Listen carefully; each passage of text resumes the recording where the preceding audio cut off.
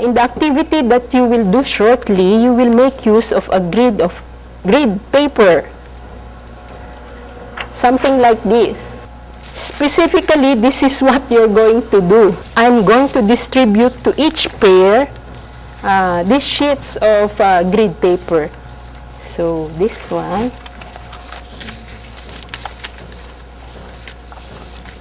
Okay.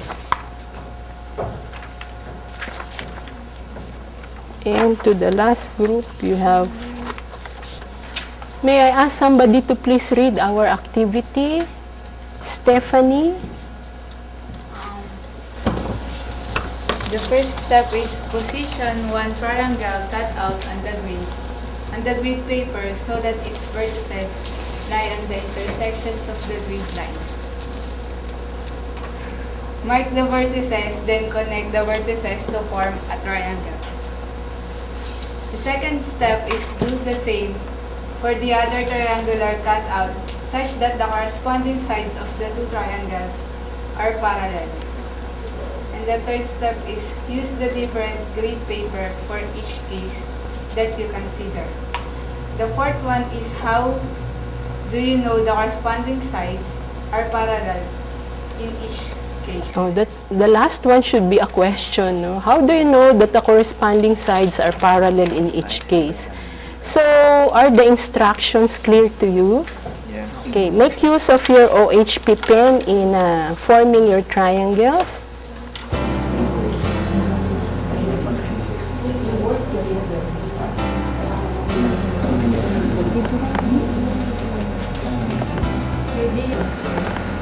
So, try to locate a position. Diba? Hindi. Position tayo ba? Ito, paano tanda? Mamaya. Okay. Okay, is your work different from these two that are already posted on the board? Mary Grace, what's your comment about this second contribution from Jordan and John? Because the direction said that the side of the triangle must be parallel and not coinciding. And so? How shall we justify our... Yeah, sure. Well, in the instructions, Grace, there's no mentioned restriction about the coincidence of the corresponding sides. Only it was said that they must be parallel. Well, for the sides to coincide, you must align them parallel to each other. So we did not break any rules. Oh, no rule? No rule was violated according to Jordan. But I see some hands being raised. Farilyn? I think Jordan is wrong because in the instruction, the side must be parallel in each case.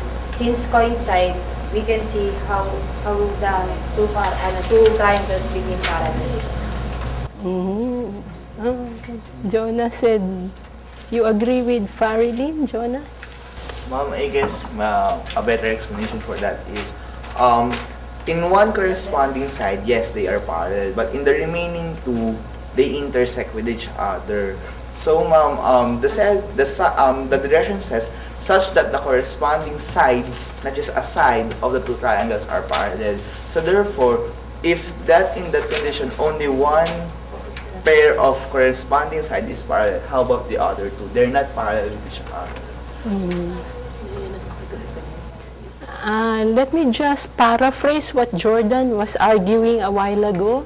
He said that if they are parallel, they can coincide. Is that something that you were saying? What do we mean by parallel lines, for instance?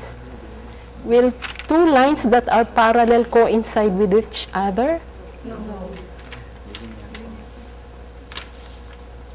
If we claim that two lines are parallel, will they ever intersect? No. What happened here when they coincided? They intersected. So they're no longer parallel. Jordan? Yes, okay. So, shall we keep this? Are these two cases different from each other? No. Yes, no. Maybe no. Maybe no. You mean they are the same? This? Okay. You're saying that this case is the same as this case. In what sense are they the same? For those who claim that they are. But for those who say differently, how are they different? In what sense, Jerry? Ma'am, because the small triangle is placed similarly to the vertices of the bigger triangle. Okay. So in that sense, they're the same. Maybe you place the vertices in a different order in your next contribution. So Jerick was claiming that these two are the same in the sense that there's a particular order in the way the vertices were placed, right? Can you explain to us how the vertices were ordered in your other case, Jerick?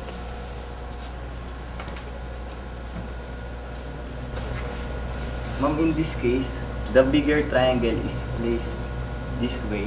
And then when we find the intersection of the vertices of the grid lines for the smaller triangle, we reverse it so that this side is not the same as this side.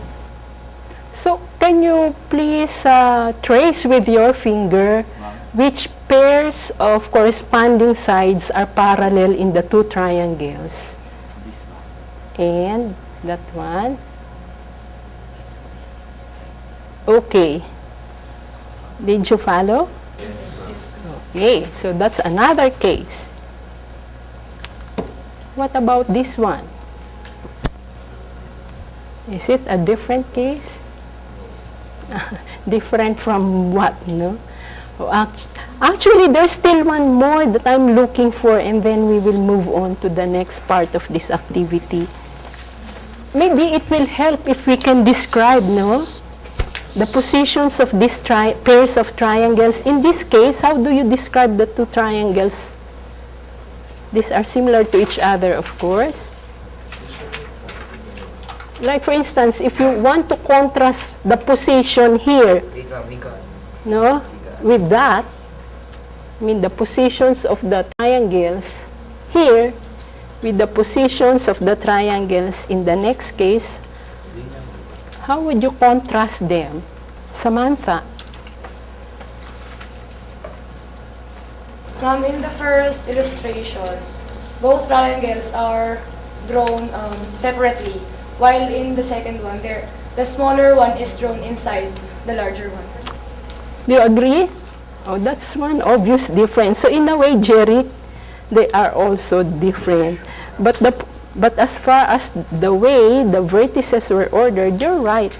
They're just the same in here, but each one of these would be different from the ordering of the vertices on the third case. Okay?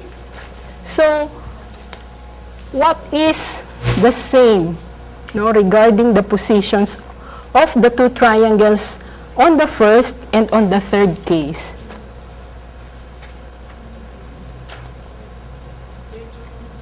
What would be the same, no, regarding the first and the third case? Mary Joy? In the first illustration, they are the same because the smaller triangle is drawn besides the larger triangle. Okay, so the smaller one is outside the bigger one, while in the second one, the smaller is inside. Okay? At the third case, isn't it the same as that? Is it not? Is it the same?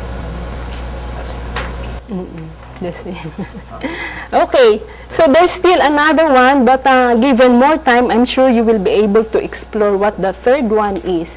One is, maybe it will help if you could just see, no? In two of the cases, the smaller triangle is outside the bigger triangle. In the second case, the small one is inside. And so therefore, can there be another position, no, of the small triangle in relation to the bigger triangle? Okay, so now we have another case which is different from all the rest. In what sense?